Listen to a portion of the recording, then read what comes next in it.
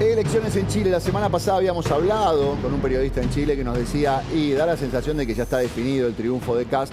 Hay que saber por qué margen, si va a ser por un 10, por un 15, por un 20. Bueno, finalmente estuvo más cerca de un 20 que de un 10.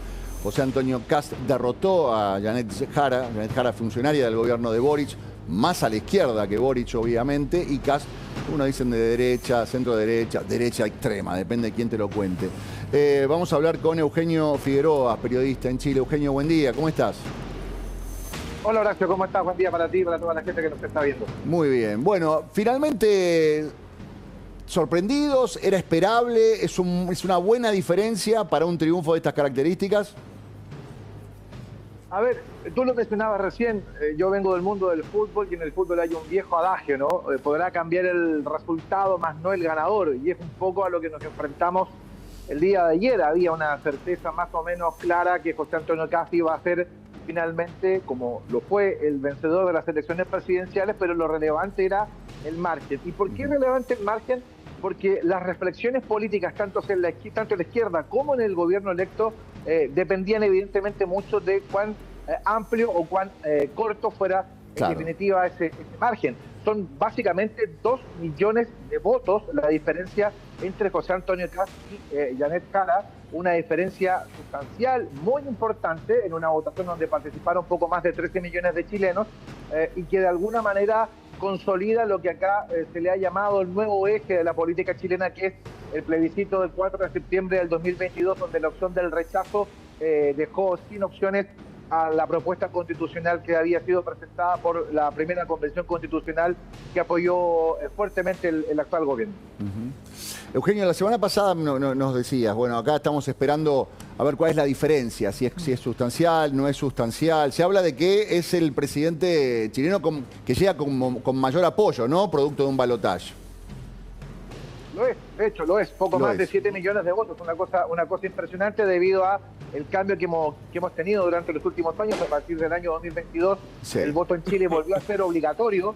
Por lo tanto, hay una gran masa de votantes que necesariamente debía participar. Y bueno, eso pone en evidencia, como te digo, la gran cantidad de votos que obtuvo José Antonio Kast, lo que de alguna manera también le entrega a José Antonio Kast una legitimidad muy amplia para empujar la agenda de reformas que él tiene encima de la mesa. Él ha hablado anoche en su discurso como presidente electo, volvió a insistir en la necesidad de un gobierno de emergencia que fundamentalmente se aboque a los 3 grandes temas que hoy por hoy preocupan a la sociedad chilena, que son la economía, la migración ilegal y las circunstancias que rodean el delito, la delincuencia, también el terrorismo en el sur de Chile. Por lo tanto, la situación se le presenta favorable a José Antonio Kast con una diferencia, insisto, muy importante.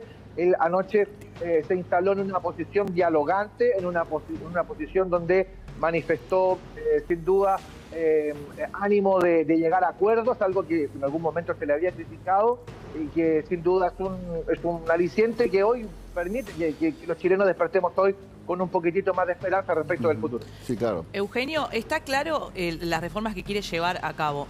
¿La va a tener fácil o le va a ser muy difícil implementar estas reformas en economía, inmigración y seguridad? Bueno, por eso te decía yo recién que era tan importante saber el margen del triunfo. José Antonio Kast gana la elección presidencial casi con un 60%, más allá de que en el Congreso tiene una mayoría relativa a la Cámara de Diputados y tiene un empate en el Senado. La verdad es que obtener el 60% de los votos le da una legitimidad como para eventualmente poder acelerar determinados cambios. Yo les contaba que una de las cosas que está estudiando el equipo de José Antonio Kast es ver todas aquellas cosas en las cuales se pueda avanzar vía decreto, que de alguna manera, y esto va fundamentalmente apuntando a la liberación de amarras en el tema económico para favorecer y facilitar la inversión en Chile.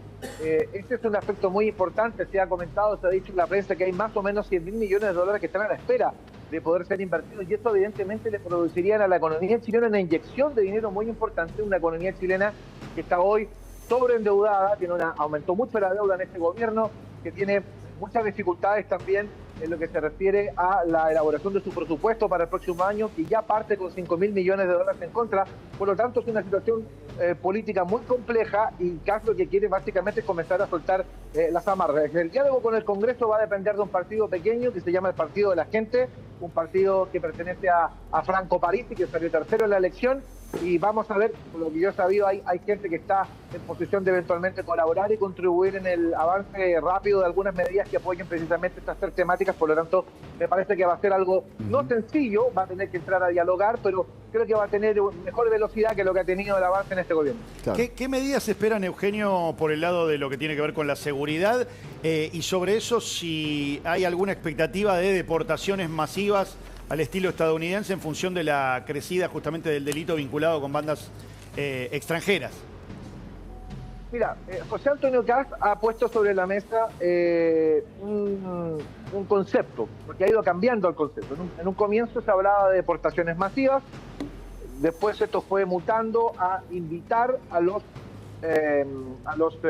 inmigrantes ilegales a salir de Chile. De hecho, él tiene una suerte de cuenta regresiva, de hecho, mira, van quedando 90 días para que se vayan de Chile, porque si no, las cosas van a cambiar. Y lo que se ha comentado es que seguramente se va a reforzar lo que es digamos, la fiscalización, los controles de identidad, se va a fortalecer también lo que es la detención por sospecha, que en algún momento se estableció en Chile y que generó tanta polémica en algún momento.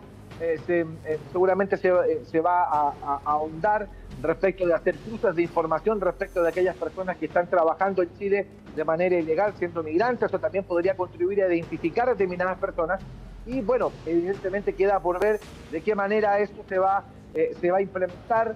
Se ha hablado durante las últimas horas también de un diálogo, una conversación con el presidente de Bolivia, con el presidente del Perú, con el presidente de Ecuador, para de alguna manera comenzar a generar lo que se le ha llamado una suerte de corredor humanitario, para que de alguna manera se facilite la salida de los migrantes ilegales que voluntariamente deseen salir de Chile de aquí al 11 de marzo. Así que, insisto, hay varias cosas que están arriba de la mesa, pero en esto José Antonio Kast ha ido mutando, así que por lo tanto a mí no me extrañaría que aparecieran otro tipo de iniciativas para ir acelerando este tema, que para los chilenos es muy sensible, no solo desde el punto de vista cultural. El aspecto más complejo es precisamente cómo ha ido ingresando el crimen organizado a Chile y ha ido mutando el tipo de delito que se está cometiendo. Claro. Eugenio, para terminar, ¿fue malo el gobierno de Boric? ¿Era una mala candidata Jara? ¿Había un poco de un poco?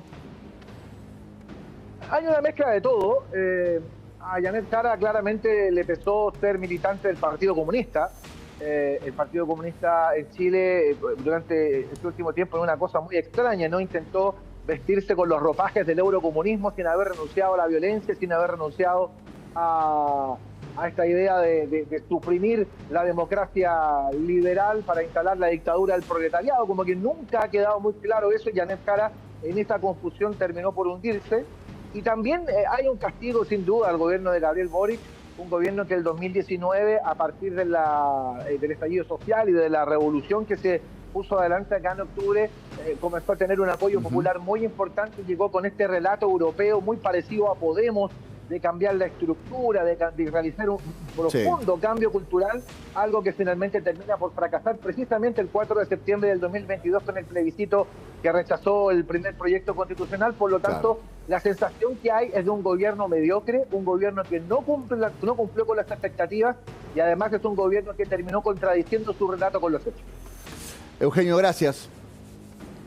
Un placer, nos vemos, gracias. Un fuerte abrazo, muchísimas gracias. Eugenio Figueroa dándonos una idea de lo que estuvo pasando en los últimos meses en Chile y por qué esta elección de Kast, una elección histórica, casi el 60% de los votos en este balotaje. Volvemos a la República Argentina.